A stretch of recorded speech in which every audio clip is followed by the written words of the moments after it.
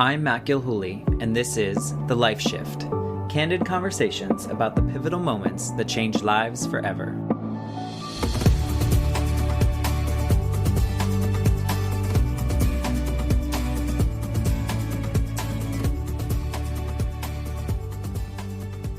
My friend, thank you for joining me on the Life Shift podcast. My goal here is to highlight the pivotal moments that have changed people's lives forever, and I've known you long enough, I think. How long have we known each other? Oh my goodness. Since we were wee lads. We were, back in high school. So I calculated it, actually, and that was a silly question. It's 24 years ago that we may or may not have been on the stage together. Maybe not. Do you remember those days? Very, very lightly, because I don't remember. I remember being around all of that, but I don't remember, I danced, but I definitely didn't act, and I certainly didn't sing. And, I remember wanting to be around all of it, but I don't know if I was ever really on the stage. I think I was just hanging out because Carrie was there. Well, yeah. But she was fantastic, so we can't be upset. She's fantastic. About that. Maybe she'll listen to this and she'll be so happy that we called her out. I should say, your name is Shanna Benson, and you are a baker extraordinaire. I am a baker extraordinaire, yes, and an event planner. And all the things. Such as? Tell us a little bit about yourself. What do you do? What's your everyday? I have a full-time job, a side hustle, and then I've got my passion. So I work in restaurant marketing and finance by day. By night, I plan events and do things for the city of Pompano Beach. I'm also a communication strategist for the city. And I bake anything and everything that your little heart desires for my business, my bakery, No Regrets Dessert Company. I like to think that I have the best desserts in any town, but I definitely have them here. I'm wondering, do you sleep? No. Okay. I just wanted to clarify that. I do. Actually, I do. It's really weird. I don't understand. I'm very thankful because all of my jobs kind of go together, and I'm able to multitask. I used to be a 911 dispatcher, and I can multitask like a pro. So I actually do have really good work-life balance. So I sleep about 6 hours every night. That's really all I need. Anything more than that is overkill for me. But everything kind of all intertwines. So I can be on a phone while I'm baking cupcakes and getting things done over here, and be in the on the road and going to see clients and kind of making two things happen at once. So I've been very lucky. I curated my life well in that. All right, so that's kind of why I wanted to have you on the show, because I think that you've curated, I like that word, your life in a way that's inspiring to other people. And in fact, you've inspired me, or AKA pushed me to do certain things. Remember you were like, hey, you know how to do a little bit of art. Maybe you can make some logos for me. Maybe you can do a little design work for me. And I was like, I don't know. And now I'm doing that for other people and actually making a couple dollars here and there. So I appreciate that. But I want to talk about how you curated your life. So how long ago do you think was the thing that switched to something new for you? How long ago was that? That was about 6 years ago. 6 years ago. Yeah, it was 6 years ago. I can remember that exact moment where it kind of all started. Where were you before this moment? What were you doing? Who were you? Before this moment, okay, so setting it up, I was working at the city. I was the director of marketing for the city of Pompano Beach, and I was working essentially like a PR job, right? 24 hours a day, where you have your 9 to 5 that turns into your 9 to 7 or 8, and then you go to an event, and then it's a crisis happens in the middle of the night, and now you're working trying to get that solved, and just going through this loop day in and day out. And while I really loved it, and I loved everything about that job except for obviously the amount of hours, my personal life had really taken a shift. My everything that I had worked for personally, those goals that I had set, having a house and a home, and I was married, wanting to have a family, wanting, kind of this whole white picket fence life just went sour. I, started going through a divorce, found out that my husband had been cheating on me. We were together for 14 years, and everything that I had built and this whole entire goal and dream in life had just came crashing down on the floor around me. And for a hot minute there, like, I didn't know what I was going to do. I didn't know what the next step was going to be. I'd always had this dream because I bake for fun. It was always my, like, Zen moment. Some people do yoga, some people, go for a run.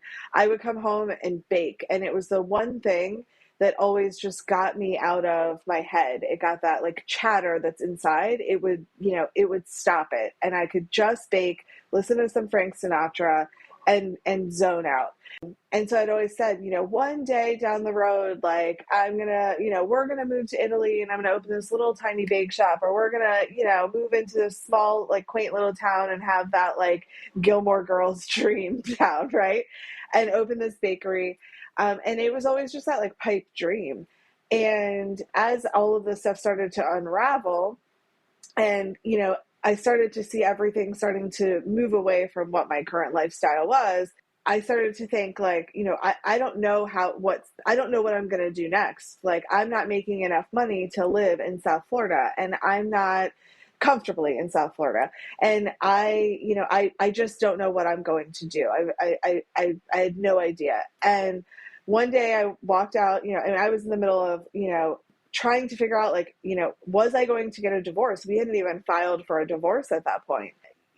We were quote unquote trying to work it out or trying to figure it out or whatever. We were just in this, like, cycle, right? This pattern of, like, there were no answers. And I opened the door. My mailbox was one of those mailboxes that's on your door, like right by your door, right? Open the door, right. Reach my hand in, and I grab out the mail. And inside of that mailbox was a credit card and it was a credit card and a document for a business that had been started that my husband at the time started without my knowledge. And he had, I don't even remember the name. It was something security company, right? And he had always talked about that he was going to do that at some point, whatever. And I literally stood there with those two things, that credit card and that Florida, Division of Corporation paper in my hand, turned around and said, screw it. Today is the day I will make those changes for myself, because while we're in this pattern, he is clearly moving forward with his life, and I am not going to let my dreams wait until something is decided. I walked back in the house, I shut the door, walked back in the house, threw the papers on the table, called a divorce attorney, filed for divorce, listed my house for sale, and quit my job within 24 hours. Wow. So just a small shift is what you're saying. Just like it was a very small, minor blip on the radar. Now, here's a question that maybe doesn't matter, but did you take that credit card and then spend a lot of money and it was only in your ex-husband's name? So I didn't, because you were attached. I was like a deer in headlights. Like, I didn't even know I don't even know what to do with this. So I literally just left it sitting there. I may or may not have spent it on another credit card. I may not have ended up in Mexico getting massages and margaritas on the beach with my best friend. Hey, that's how you kick off a life shift. Exactly. We shifted right into Mexico. So it was really literally that moment of getting the mail and seeing that your husband's or your ex-husband's new credit card and new business had just shown up in the mailbox, and you were like, you know what? My turn. Absolutely. Because for the year leading up to that, like, going backwards, we had some problems. I wasn't sure what was going on. I didn't know if he was cheating on me or had a drug problem, or like what that scenario was. But I had felt like I had to help and I had to get there. And then the day that came that I found out that he had an affair with another woman, and you would think that would have been the shift, right? Like, at that moment, and It didn't. And I stood there for a year, like, what are we doing? I don't know, because I didn't know how to change. I didn't know what to do. Hmm. I had no idea. Well, it wasn't your moment. It just wasn't. And so for a Hmm. year, I was like, I'm not going to do this because of this. And I'm not going to do this because of this. Like I was trying to calculate what the next step was. At that moment, like nothing else had changed. We were still living in the same house together, going through motions, right?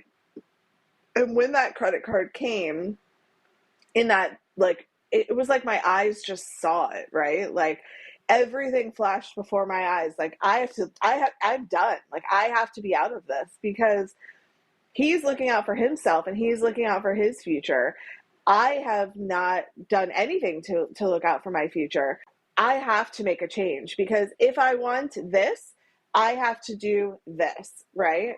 And that was really like what that moment was. And I just saw my life kind of flash before my eyes, and it was just things have to be done. And everything from that moment just started to re-ravel. Like, the year before everything was unraveling and I just started picking up the pieces. Well, maybe that was life, setting you up to kind of move in the right direction. Maybe you needed that year of kind of waffling or being unsure. I always say, like, from a spiritual, right, or like a religious standpoint, that like I I call it the rapture, right? Like I've always said, It's big. it is. And I think for years, or like God had putting things in front of me and saying, like, here's an like alternative, go this way, do this, do that. And like when I would, like, be on my knees, like crying and freaking out, and I would just hear over and over, like, I had to send you through the rapture for you to walk Hmm. away to get to where you're meant to be. And I just wasn't listening. And it was just in that moment that was like, if you think this is happening, like, let me show you who he really is. Let me show you what is Hmm. really happening. And from there, and listing the house and filing for divorce, everything started to piece itself back together. It was like the bricks stopped falling, right? Like all of the Right. crazy, and it just started to build. The rebuilding started to happen, and that was that moment. Like I can play it back like a movie in my head. It's very defined, and you're probably in a weird way grateful for that moment, right? Well, not in a weird way, in a great moment, because it pushed you to where you are now. After Mexico and Yes. after your margaritas and after your massages, you came back, and what was like the first thing you did? Because your house was listed, right? You had Yep. filed for divorce. You quit your job. So now what? Let me give some advice to everyone. Don't do those three things together. Maybe like take a little slighter life shift. Yeah. I just started to finally move. I just started to finally move on getting my life piece back together. So I knew that I wanted to start my business. I incorporated my business as soon as the paperwork was filed. So I filed for incorporation so that at that point, like, confirmed it with my attorney that I could do it and he would have no rights to my future, business. Started working on getting contracts with the city and the chamber and, doing events on the side versus being in that, in that public realm, and started looking for somewhere to live because I was trying and hoping to hold on to this house and stay there, and it just wasn't working out. Really quickly realized that if you don't have a job with verifiable income, you can't live anywhere. Hence your recommendation of not doing all three at once. Right. Keep your job, move, get a place, then quit your job. And that was, probably the biggest struggle at that point, was trying to get past all of that while also trying to start my business and also trying to pick myself up mentally, right? Right. I literally had to put pieces back together from a shattered frame. Right. Because everything you knew about your personal life had completely changed, Completely. even though you probably knew here and there the year before. Yeah, I mean, and it just, everything changed. I had never lived alone. I had moved out of my parents' house and into his house. I'd moved in with a roommate at some point, but I had never been alone. Like I'd never paid a bill 100% by myself. I never did any of those things. So much so that when I got divorced, like I didn't have enough credit for anything. Like No. all of my credit was on his credit. So I had been on his car insurance. I had been, you know, I had a card on all of his credit cards. I didn't have FP&L or water or any of that. It was all in his name because we started dating when we were young in our 20s, and I just moved into his house and kind of stayed there. And so I had to literally build the infrastructure to even put the foundation down, and just started doing that. And literally a lot of my business was built out of fear because I was afraid of not being able to do that. And it just kept me moving forward. Like I have to wake up at 2 o'clock in the morning to bake. I have to do this. I would stay up and I'd call them cake naps instead of cat naps, where I would put a cake in the oven and then put my head on the counter and sleep for 20 minutes while it was baking. I could use a cake nap right now. Right? Oh, it would be so great. Yeah. But I could only bake one cake at a time, one tray of cupcakes. In your apartment. Yeah. I was in my house, and I only had one small Amana oven, and was coming out of a house that I had 2 double ovens. Oh, wow. So I was able to burn and churn through a lot more when I was there, just personally, not even like from a professional standpoint. Right. Well, to that personal point about like how cupcakes kind of were your yoga, if you will, I feel like you've told me before, but you would sometimes just bake for the sake of baking, not to eat it or to do any of those kind of things. It was just the action of kind of creating these recipes and baking things. I literally just would. It's the one thing, and even still to this day, it's the one thing. Like I can't pay attention to anything else when I am doing the science of baking. Right? Because it is a science. It is. Yeah, and so precise. When I'm measuring stuff out and looking and working on that precision, it is then the only thing I've found that stops me from everything else. Answering my phone, thinking about life, thinking about the hard things, all of that. And it's just always been that great space for me. Cooking is different because you can wing it, right? But baking is so precise. So when I would have a really stressful day at work, I would come home and bake 400 cupcakes and try these new recipes. And then what do you do with 400 cupcakes? You set them on a table in the front of in your living room and call everyone you know to come get them. Or I did this a lot. I donated them to a lot of places. Yeah. Like I would go drop them off to like a hospital or drop them off. I used to be, like I said, a 911 dispatcher, so I would take them to the dispatch center for the first responders. I took them to some fire stations. I got in trouble I was married at the time. I delivered them to homeless people. Yeah. Like I was just delivering like a dozen cupcakes to a homeless person everywhere. I mean, cake and dessert brings joy. So you started the business, and then what was like the first milestone that you feel like really boosted you to the next level of that business? Because I want to eventually get to where you are now, but like, what was that first milestone that made you feel like, okay, this is what I should be doing and I can do it and support myself through it? So Easter of that year, which was 4 months after I had filed for divorce and did all of that, I was moving out of the houses. The divorce was getting final 2 weeks later. I was moving out of the house in a month. And I decided to do my first ever real like sale where it was priced at market price, and I was trying to reach people who weren't just friends, weren't just whatever.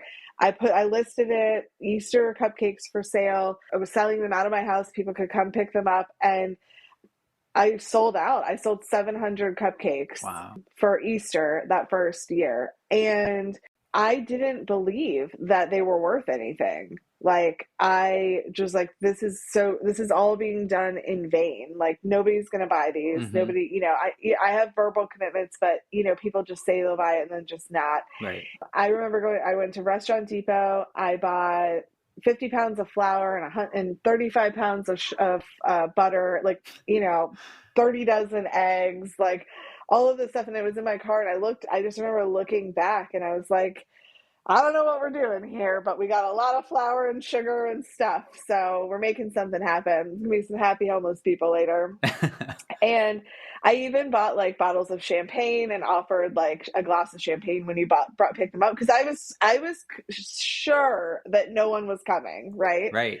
And I just ended up, I had not a line of people, but just a consistent flow of people coming. And I had the cupcakes set up, and you just took a container and picked out the, whatever 12 you wanted, and they were $20.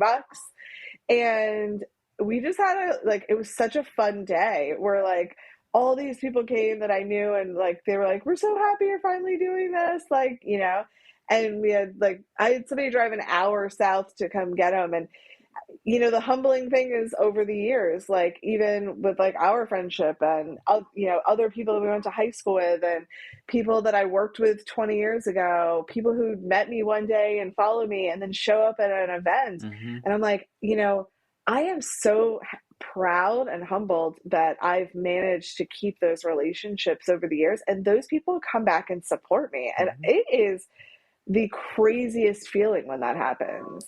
Well, speaking from a person in that friend group, we're all proud of you. I mean, the things that you've done, and I wanted people to hear your story, that baking for a lot of people is something they enjoy doing. And if they enjoy doing it enough, you could really do something big, like 700 cupcakes in your first kind of outing of selling them. It's pretty impressive, I would say. I really appreciate that. Like it's the thing that like helps me move forward. Like, if you're listening to this and you know somebody that is starting a business or doing something, like, find a way to support them, because it is like, it's the biggest like driver, it's almost like that dopamine of like a drug, right? Like that feeling of love that somebody that you don't see every day, you don't talk to every day. I didn't see somebody in 15 years, and they ordered cupcakes from me and were like, come in, we wanted to say hi to you, we're so proud of you. Like, that's the craziest thing to me when that happens. Yeah, and to be fair, everyone listening, I'm like 200 miles away from Shanna right now, and so I can't really order the cupcakes because, they wouldn't be as beautiful They wouldn't be when delightful. they got here, because we know, shipping is not that great. But I try to support in however I can, and I'm always just like, I love seeing the things that you create. And so you started your first version of this business, right? And so now, what is it? Just even like 6 months ago, you've kind of rebranded and you've started a little bit of a new venture, and it's opened a couple doors. Can we talk about any of that? Yeah. So, and that I know some of it's secret. Some of it is secret, but that is even, another shift. Like, over the years, I've been working so hard, and, Benson's Bake Shop was created out of need and like that need to make money and do things. And it kind of just, it never took life as a brand. It was never meant as a brand. And I went to Seattle, and it was my first time traveling alone. I'd always wanted to go on a journey by myself, and I'd been planning it for years. And then, COVID happened, and I didn't get to make it to Europe. So I ended up going to Seattle, and just had this epiphany walking down the Sound, in Seattle, that Benson's Bake Shop needed to die. Which sounds so weird. I needed something that, and it wasn't necessary, and it had no other reason than that I had never connected with that as a brand. I never made a brand out of it, and brands should be unique. They should have kind of their own personality. And immediately came up with No Regret. What is it and No Regrets Desserts. And I was like, oh my God, that's such a cute name. Whoever has that is adorable. And I sat on the beach at the Puget Sound in Seattle and Googled it. And I was like, does that not exist as a brand?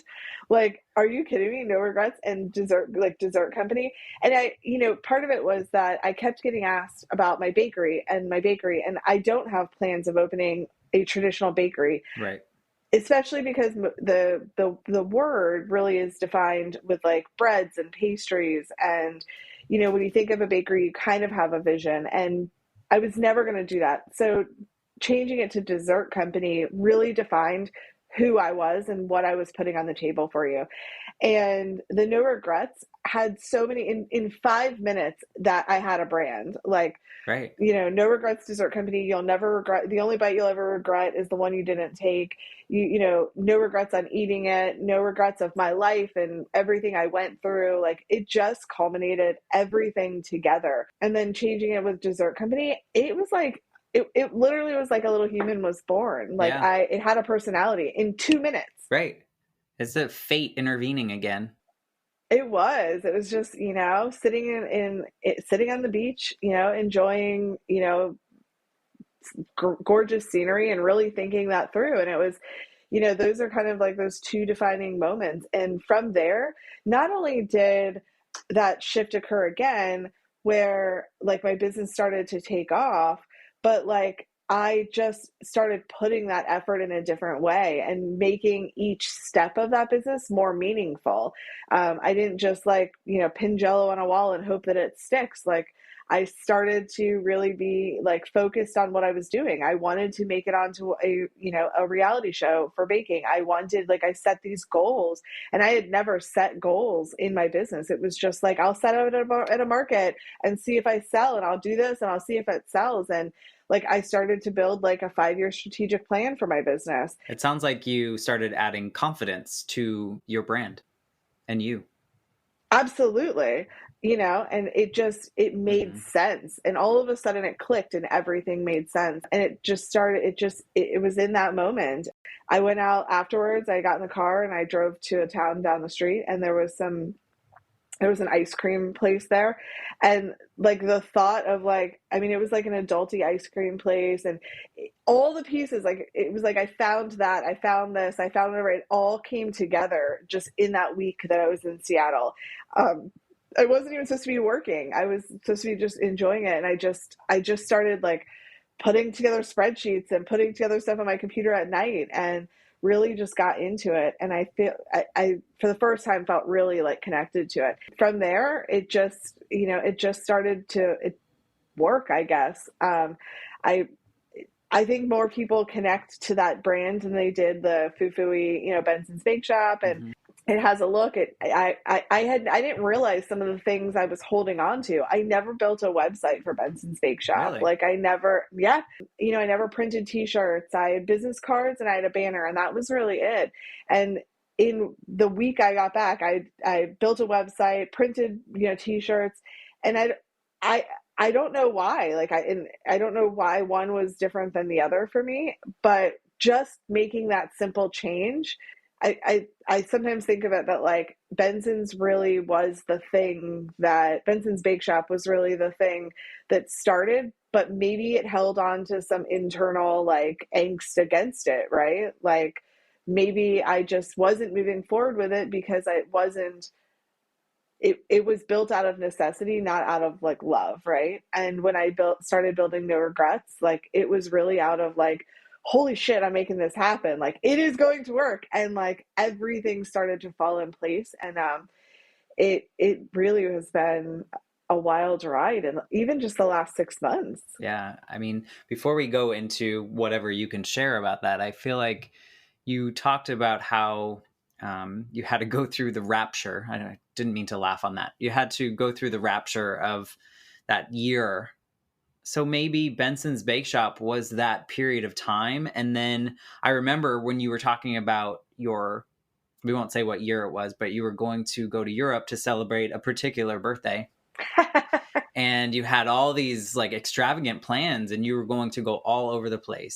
And then life said, nope, you're going to hold off on that. And Mm-hmm. maybe that was all part of it, because you ended up in Seattle to create that, because of, kind of those Yeah. shifts of not being able to do that one trip. Like, who knows where you would be now had you gone to Europe. A lot of that though, like, because we talked a lot during COVID, right? Yeah. Like, and we both like experienced stress and all of that went along with what the world was going through. But not going to Europe. And also, remember, I had also been contracted at that point for Masterchef, right? Mm-hmm. Which had nothing at all to do with my baking. It was cooking. Then I didn't make it onto Masterchef in the end because of COVID. And then I didn't get to go to Europe, and I didn't get to have my, we won't say what year, birthday party that I Yeah, was 20th, I planning. think. Yeah, absolutely. It's so crazy. I wasn't even able to drink. And yet such a lover of red wine. But what I did get to have that really made a difference for me was I got to have 3 months quarantined alone in my house to introduce myself to myself. Yeah. And during that time, I, for the first time, wore my hair up. I hadn't worn my hair in a bun or outside of my face in 10 or 15 years. I was afraid of showing my face because I thought I was ugly and had a fat face, and I just always wore it down. I, for the first time, started wearing yoga pants outside of the house when I wasn't going to the gym. I had, for the last 15 years, put on makeup every time I walked outside of the house, and high heels, and was dressed to the nines. Like, for the first time, I was like, I don't want to do this. And then I randomly started watching videos on TikTok, and watching people on TikTok be themselves and just be an organic version of who they really were was like, holy crap, like this person has 7 million followers and is sitting in their pajamas without their hair done, just telling a funny story. Like, and people are following that person because they're organically that, right? Like that's who they are. And I'm sure obviously there's a show, whatever, like the fact that people didn't care, like they don't care what that person looks like. They don't care about that. And it allowed me to just start to be myself again. I really think doing that and doing TikTok, which is so crazy that this is even coming out of my mouth, allowed me to accept myself again, because I could go back and watch it. And Right. I was like, I'm not like a swamp donkey. Like I'm not that fat. Like I'm okay. Like I live I'm a fair medium 7, right? Like I'm fine. Like I'm okay with this. Like I'm not in the bottom, right? And I'm also not a dumpster fire of a human. No. And I just accepted that, like, I am actually like a really good catch. Like I'm a really good, like I'm in the upper echelon here. I'm good. And TikTok did that all for you. And TikTok did that all for me. Man. And it was just being alone. And Yeah. and then I also wasn't, uh, I think I told you this during it. Like, I was actually more concerned as to why I really enjoyed being alone than Right. why, right? I was like, I'm actually wondering if I should see a therapist as to why this isn't bothering me. Like, and I really loved it. So it was again life-changing for me to be in that moment, and it helped me grow the confidence to start Mm-hmm. doing those things. And so if I had gone to Europe and if I had been on MasterChef and I hadn't had that moment, like I would have my hair and makeup done right now, which obviously you can't see because my camera's not working, but I'm really good with this hobo chic look I have going on.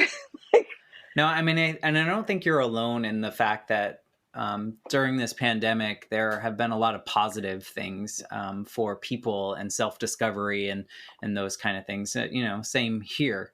But yeah. you certainly have kickstarted a brand new future. Like, what's next for No Regrets Dessert Company? Like, what's next in the cards? So I did finally make it onto a Food Network show. We will get to watch that later this year. So, Excellent. yay. I may or may not know anything. You may or may not know anything at all, but you will know when you get to watch I it, and can't wait. you better watch it. Well, I'm hoping there'll be a watch party at your house, and we'll I all know. be I'm down there. hoping that you're coming down here to Yeah. watch it with me. Mm-hmm. So that's kind of put a little more fuel to the fire for me. I'm opening a space. I'm leasing a new space, or not new, but my first space for the dessert company that I should be moving in by April. and hopefully open by the summer. So by the time it airs in later this year, I'll have an actual space that are able to do it. I'm moving out of my house and out of the commercial kitchen, and I'm going to make it real. It's going to be real. Like it's Awesome. And then we're going to start doing some stuff where, maybe in Orlando you can get some stuff that will be shipped out. And becoming more of that like nationwide brand is really the goal. So excellent. Well, I am looking forward to seeing what's next. I feel like I sometimes get a little preview and then it actually happens, which is super cool to see and super inspiring. As I said earlier, you're always kind of pushing me to push my own boundaries. And I appreciate that. And I hope that whoever's listening to this can also hear that, like, this just started as something that you love to do that calmed you down. And now it's like driving your life, which is so cool. Yeah. So thinking about that, that pivotal moment was a rough period in your life, but it birthed this, right? So what are you most grateful for about opening that mailbox? Like, is there something that sticks to you? Yeah, I'm most grateful for the opportunity to see it with concrete knowledge in my hand, that I think so often in relationships, whether they're friends or like intimate relationships, marriages, whatever, that we put so many other people ahead of us, right? And we constantly are like, I have to give this person and give and give and give. And then you give so much that you get to a point where there's nothing left of you to give. You're only giving that person, right? Mm-hmm. And even in those situations like in this, where it wasn't ideal, we were really going down the road of getting divorced, and I was still giving everything I had to it in order to save it. Right. If I went back in time, I would have walked away so much earlier on, because my needs were no longer being met, Right. And I knew what was happening. In my gut, I knew what was there. I knew it was time to go. I knew it was time to walk away. And I chose someone else's life over my gut instincts. Mm-hmm.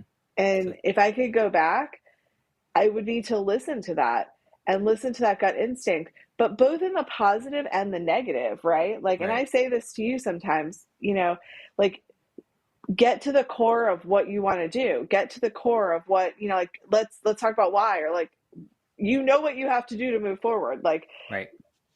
That thing. Like, and so in learning to listen to that on the negative side, right, it also forces you to, or like opens up the can of worms to like listen to it on the positive side. So if somebody else is saying like, no, this isn't going to work, or like, being on a show means that this, but like people are going to say this or whatever, like my gut instinct is to do it. So I'm not listening to those things that are going to hold me back. Like, I just do it. I'm not looking for other people's opinion necessarily. Like, if it's something negative, I'm going to hurt myself, obviously. Right. Like, I'm not going to skydive, right? Like, without a parachute. But, like, listen to that gut, right. but do it in the negative and in the positive. Do you think if you had not opened that mailbox that day, you would be where you are?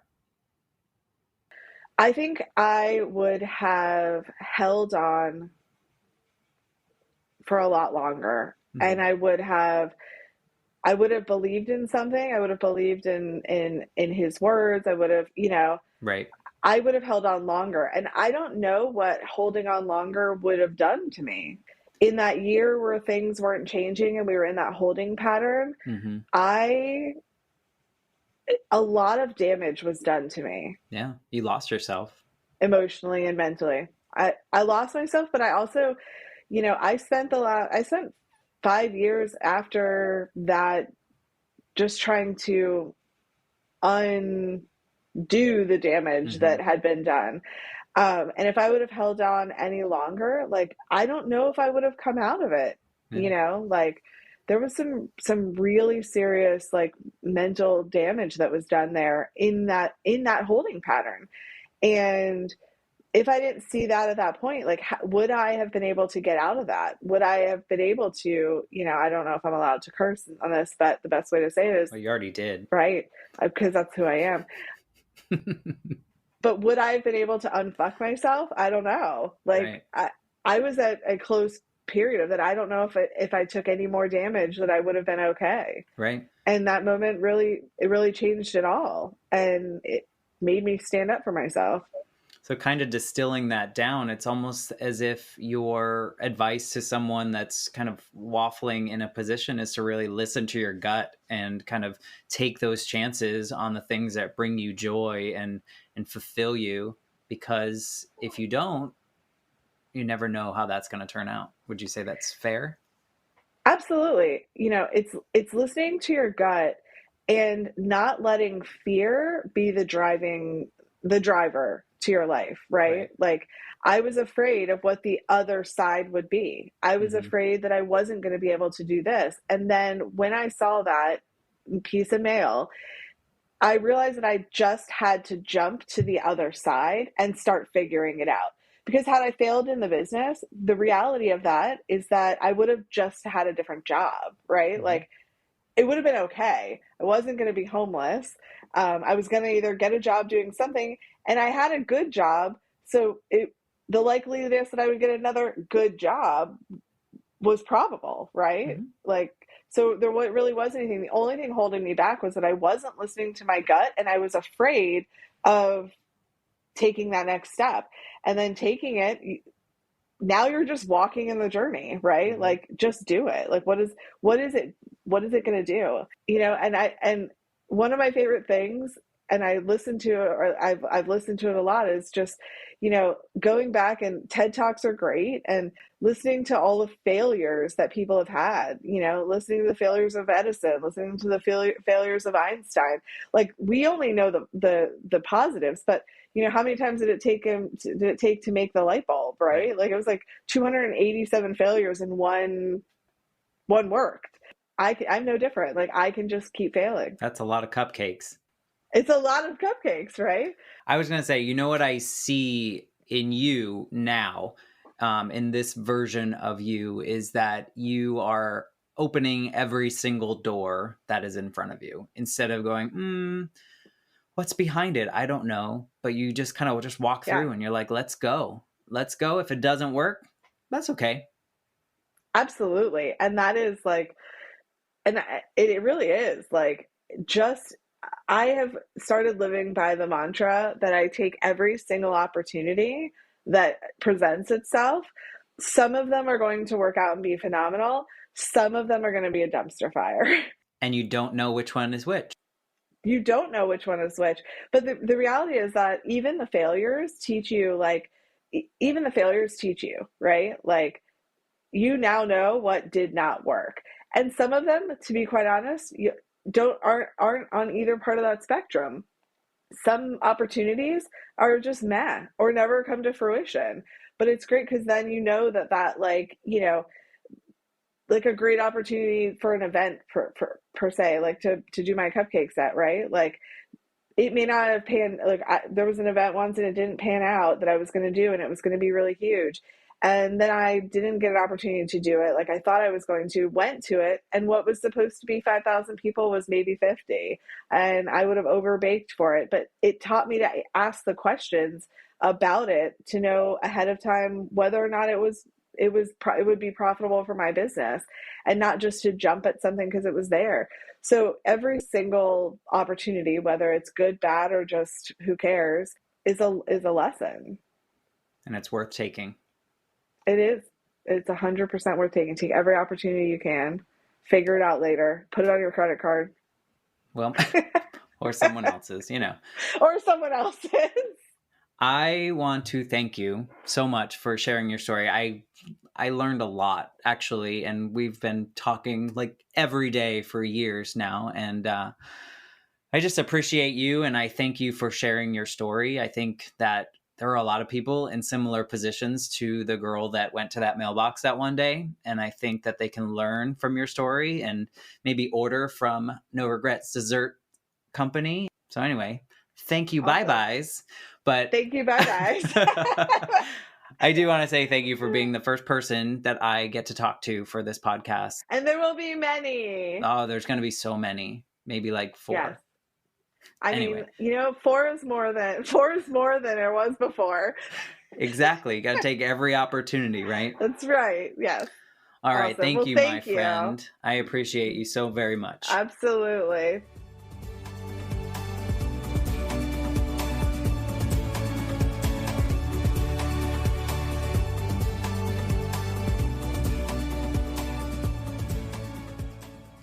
You've just listened to the Life Shift podcast. Please subscribe to the show on Apple Podcasts, Spotify, or wherever you listen to your favorite podcasts. See you next time.